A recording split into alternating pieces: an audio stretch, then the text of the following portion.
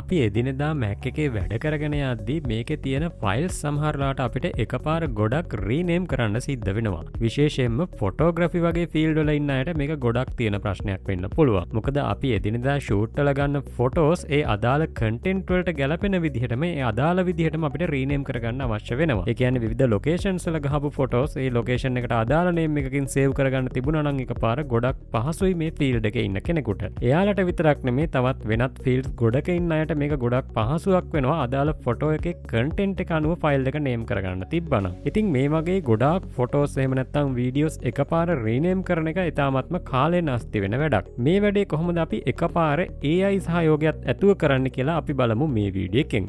ඒකට මම කලිනුත් කතා කරපු සොෆ්ට්වෙයාර් එකක් තමයි අද අපි පාවිච්චි කරන්න යන්නේ. මේ සොෆ්ට්වෙයාර් එකේ නම තමයි Tenorshare Clemio කියන්නේ. ඔයාලට පේනවා ඇති මම කලිනුත් මේ ගැන වීඩියෝ එකක් කළා. මෙයාලගේ තියෙන්නේ Mac එක ඔප්ටිමයිස් කරන සොෆ්ට්වෙයාර් එකක්. නමුත් අපිට මේ සොෆ්ට්වෙයාර් එකෙන්ම අර ෆයිල් රීනේම් කරන වැඩේත් ඉතාම පහසුවෙන් කරගන්න පුළුවන්. ඊට අමතරව මෙන්න මේ කියන ෆීචර්ස් ටිකත් මෙන්න මේ සොෆ්ට්වෙයාර් එකත් එක්කම අපිට ලැබෙනවා. මේක අපිට ෆ්‍රී ඩවුන්ලෝඩ් කරගන්න පුළුවන්. එහෙම නැත්නම් ට්‍රයල් එකක් චෙක් කරලා බලන්න ඩවුන්ලෝඩ් කරගන්නත් පුළුවන්. මේ සොෆ්ට්වෙයාර් එකෙන් අපිට අපේ Mac එක කරගන්න එහෙම නැත්නම් ඔප්ටිමයිස් කරගන්න පුළුවන් වෙනවා වගේම මේ අපේ Mac එකේ ස්ටෝරේජ් එක ක්ලියර් කරගන්නත් පුළුවන්කම තියෙනවා. ඒ වගේම තවත් ඔප්ටිමයිසේෂන් වැඩ ගණනාවක් මේකෙන් කරගන්න පුළුවන් කියලා මෙයාලගේ වෙබ්සයිට් එකේ මෙන්න මේ විදිහට දක්වලා තියෙනවා. ඉතින් අපි දැන් මේ Tenorshare Clemio කියන සොෆ්ට්වෙයාර් එක ඩවුන්ලෝඩ් කරලා ඉන්ස්ටෝල් කරලා බලමු කොහොමද මේ එකපාර AI පාවිච්චි කරලා ෆයිල්ස් ගොඩක් තනි ක්ලික් එකෙන් රීනේම් කරගන්න කියලා.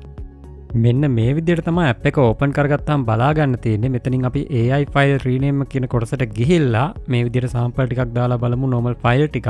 මෙතන අපිට ලැන්ග්වේජ් එක වෙනස් කරගන්න පුළුවන් රීනේම් කරගන්න අවශ්‍ය කරන ලැන්ග්වේජ් එක මේ හරියෙන්. ඊට පස්සේ මෙතන තියෙනවා අපිට අවශ්‍ය කරන වෙනස් කරන්න තියෙන වෙනත් දේවල්. ඒ කියන්නේ කන්ටෙන්ට් එක, ඕන ඩේට් එක, ඒ වගේ දේවල් අපිට මෙතනින් වෙනස් කරගන්න පුළුවන්. ඉතින් මෙන්න මේ විදිහට මගේ ඩවුන්ලෝඩ් කරපු විවිධ ෆයිල්ස් කිහිපයක් තියෙනවා, ඉමේජස් ෆයිල්ස් ටිකක්. ඒක මම මෙන්න මේ විදිහට AI ෆයිල් රීනේම් කියන කොටසට දාපුවාම අපිට බලාගන්න පුළුවන් මෙන්න මේ විදිහට ෆයිල්ස් ටික ඇඩ් වුණා මේ වගේ. ඉතින් මෙන්න මෙතනින් අපිට පුළුවන් ස්ටාර්ට් දුන්නාම ටික වෙලාවකින් අපිට බලාගන්න පුළුවන් මේක රීනේම් වෙනවා ඒ අදාළ කන්ටෙන්ට් එකට අනුව. ඒ කියන්නේ ෆොටෝ එකේ තියෙන මොකක්ද කියලා AI එකෙන් අයිඩෙන්ටිෆයි කරගෙන එයාම ඒ නම අපිට ලබා දෙනවා. ඒ කියන්නේ ෆොටෝ එකේ තිබුණේ මොකක්ද Android phone එකක් සහ iPhone එකක් නම් ඒ අදාළ විදිහට ඔයාලට පේනවා ඇති පළවෙනි name එක ආවා Android iPhone කියලා. ඒ වගේ තමයි මම මේ rename වුණ files ටික වෙනම පෙන්නන්නම් එකින් එක. එතකොට අපිට බලා ගන්න පුළුවන් කොච්චර නිවැරදිව AI එක විසින් මේ image එක බලලා image එකේ තියෙන දේවල් වලට අනුවම මේ rename කරන වැඩේ කරලා දෙනවද කියලා. මේක ගොඩක් පහසුවක් අපිට photography සහ වෙනත් field වල ඉන්න අයට එකපාර මේ වගේ AI වලින්ම files ටිකක් rename කරගන්න ලැබෙන එක.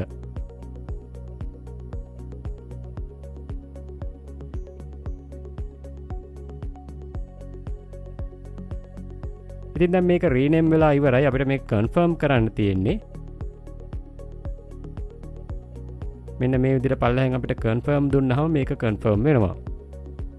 හරි, දැන් අපි බලමු මෙන්න මේකේ ෆයිල්ස් අපි ඕපන් කරලා එකින් එක ෆයිල් එකේ තියෙන දේවල් වලට අදාළ නේම් එකද වැටලා තියෙන්නේ කියලා. මෙන්න මේ විදිහට iPhone එකේ ඉන්සයිඩ් එක ඩිසෙම්බර් එක මේ විදිහට රීනේම් වෙලා තියෙනවා. ඊළඟට බැටරි රීප්ලේස්මන්ට් කියලා, නැත්නම් රිපෙයාර් කියලා. මෙන්න මේ වගේ Android සහ iPhone. මෙන්න මේ විදිහට ඉමේජ් එකේ තියෙන data වලට එහෙම නැත්නම් ඉමේජ් එකේ හරියටම තියෙන දේ අඳුනගෙන ඒකට අදාළ name එකක් AI එකෙන්ම අපිට ලබා දීලා තියෙනවා මේ software එක විසින්. මේක ගොඩක්ම පහසු software එකක් අපිට එදිනෙදා අපේ වැඩ කරගන්න Mac එකේදී.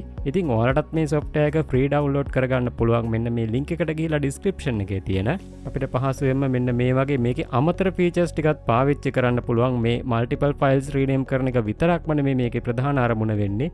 මේක අපිට clean up junk files, system caches, app software remove කරන එක ඒ වගේ දේවල් කරගන්නත් මේක අපිට පාවිච්චි කරන්න පුළුවන්.